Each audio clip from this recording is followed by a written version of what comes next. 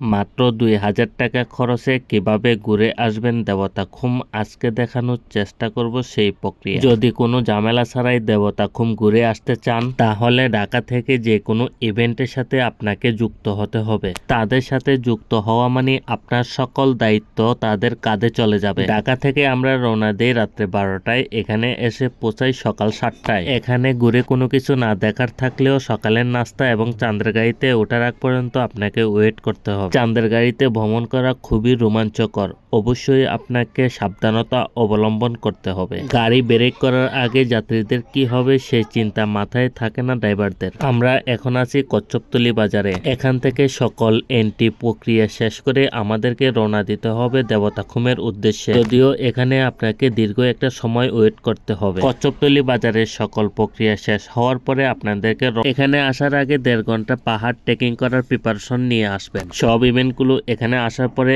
একটা photo session করে, যেটা বর্তমানেও চলমান রয়েছে।